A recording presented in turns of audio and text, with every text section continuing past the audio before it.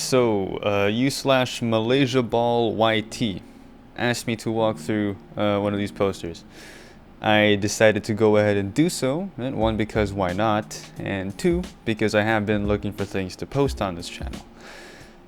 I do want to say before we start that if you guys have any other suggestions for what to do on this channel and what kinds of videos you would want to see from someone like me, then by all means tell me, because I would be happy to try some of them. I've also wanted to maybe post a few gameplay videos and things like that around here, so do tell me that also sounds pretty interesting to you guys. So, that out of the way, let's begin with some prerequisites. So number one, this is not a tutorial. A lot of the techniques that I use are a simple Google search away, so I will not bore you with that. I'll just explain how these techniques come together and form the final product that you see in front of you. Number two, if you want to use this video as a reference to start making things like these for yourself, then yeah, you can totally do that. I will be assuming though that you have an intermediate understanding of Photoshop and clipping masks and things like that. Number three, if you aren't planning on doing that and you're just here for the fun and to see me click buttons and show you what they do, then you could also totally stick around and do that. As long as we're just having some fun, then why not? Okay, now you know what to expect from this breakdown. Let's start with the first bit, asset preparation. So here we have the original poster. What I do is I look at the dimensions of the image, right? So we want our proportions to be accurate, but we also want to make sure that it's high res enough so that it's looking crispy no matter what. So what I do with the original poster, and of course I link these in the comments of my posts, so do check out the original artists. What I do with these posters is I check the dimensions and put those dimensions into an aspect ratio calculator. And then I just input into either one of these boxes my desired dimensions, and it'll just calculate the remaining variable for me. So in this case, 1920 by 2716, I put the width to 2560 and it gives me 3621. And there's our resolution. So pop into Photoshop and make a new document. And of course the resolution, 300 ppi, so keep that in mind as well. Of course, aside from the original poster, we also need to decide on our subject. In this poster's case, it will be Hood and Prince of Wales. There isn't really much else that goes into this, maybe if I want to edit someone else. But other than that, I just edit whoever the hell I want, as long as the situation is applicable. So that's how you prepare your assets, that's how you get everything sorted out so that you can actually start making things. Let's begin with our first breakdown of the background elements. So I usually start with the background elements, that is the triangles, right, and the white stuff here, and the other triangle down here. So this is what I start with, right here. These triangles are shape layers, so I simply take the shape tool, or the polygon tool in this case, and just make a triangle, right, like that, and then just, transform it around to line it up and stuff. Get the idea. And that's how I get these triangles. And on these triangles, you can kind of already see that there are these creases, or these marks. And that is similar to what we did for the background, or the white stuff here. In the original poster, we can see that there is a sort of grunging going on in the white backdrop. So, simply put, without that texture, it looks like this. Pretty boring. So you just grab an image of a texture that you think looks good enough and drop it in there. And there we go. Adds more flair. Same process applies to the triangle down here, or up here rather, yeah, so triangle up here and the triangle down here.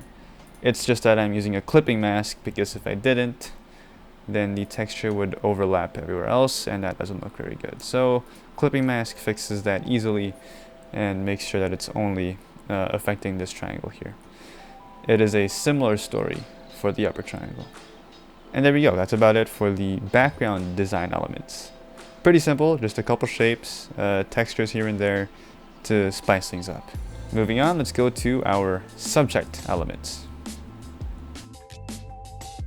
So the subject elements are essentially, well, the stormtroopers, or in this case, Hood and Wales.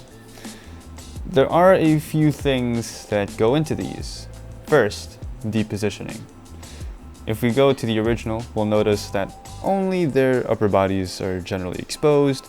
Their legs are concealed or hidden. You don't really see them.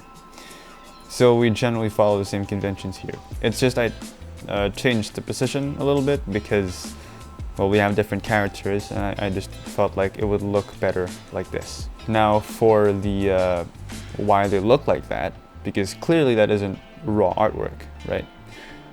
So if we open up our original asset, we get this for Hood. There, so we get this for Hood, right? And this has like the rigging on it, and you know, the full colors and everything. And you know, you could get away with like just plopping this in here, right? And that might work. That might work. So I'll just like scale it down and position it like that. But we'll immediately notice some issues, right? We can't get Wales in here because the guns are blocking the way. And two, the colors, they just, you know, they pop too much. It's too saturated. You could try to desaturate it, and that's actually one way that I tried to fix things. Or you could just outright recolor the image entirely like this. So first, we need to get the guns out of the way, right? Because in here, no guns looks a lot better. With guns, it takes up a lot of space. So I just made a quick mask and isolated the guns from Hood herself, and we get this much less obtrusive image. Now I simply put this asset through an action to get this recolorization.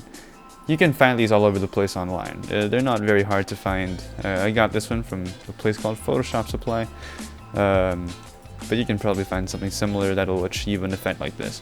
And you know, you can play with these sliders and adjust the contrast and the general like distribution of the colors. And this gradient controller here will change the actual colors, right? So if I go to this stop and like saturate it, there we go. And that's generally how I recolored both Hood and Wales. That's the procedure that went into that. Okay, so that's what went into these subject elements. It's a simple job, well, not simple job, right? It's a job of removing the rigging, right? Because it takes too much space, and finessing the colors so that they match the rest of the poster design. Next up, we have details. So for the details, that includes this logo here, and these planes. These are all very simple.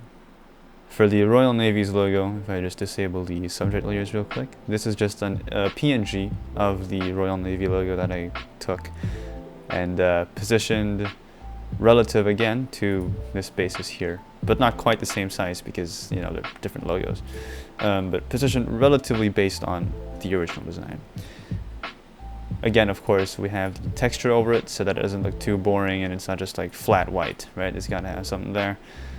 And for the Azure Lane logo down here, it is a similar story. It's just a PNG of the logo and a texture applied to it.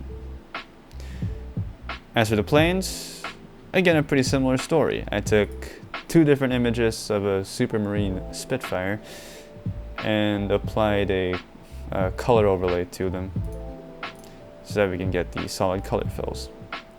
Here's what I mean. So if I disable this color overlay, we will see the original image there, and then we'll just enable the color overlay, and there we go.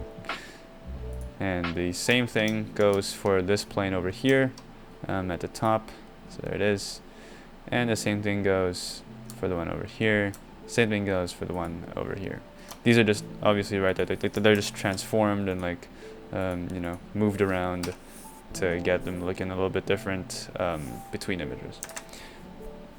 After details, we're going to move on to the text elements. So the text elements, again, are really pretty simple. There's not much else to say here. They're just text layers. You can see it up there. It's literally just a text layer. There's nothing else to it. And a texture applied, of course, to keep it from looking boring.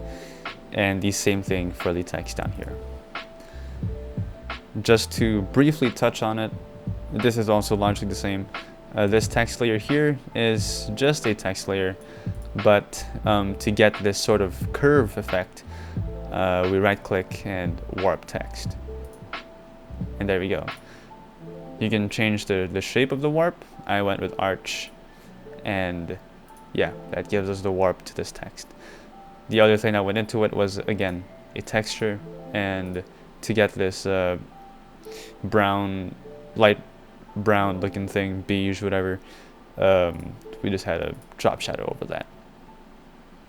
So now with our text in place, it is looking a bit boring down here, so we'll head to the last bit, which is the extra details and finishing touches. So in the way of extra details and finishing touches, for this text down here, we'll have a nice texture. Once again, just to keep it from looking like plain old flat white, we have a texture over there to spice it up a little bit. For extra detailing, we also threw in some white splatter on the triangles to add some variation. And the way I did that is a solid color, right? And the color is just a bit off-white. No, actually it's just full white. Huh. So it's just full white, and it's masked over with a splatter brush.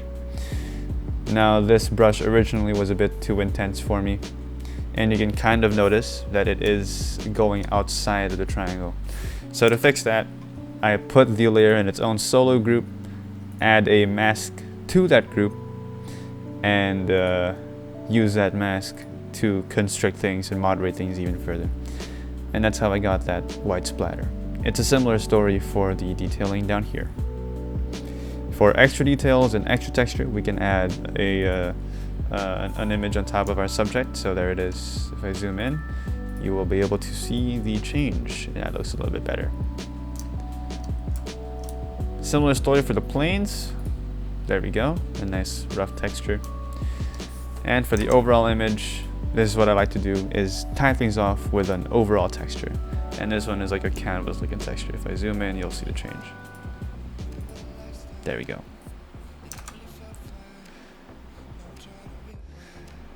And there's a lot of what goes into making a poster that looks a little something like this.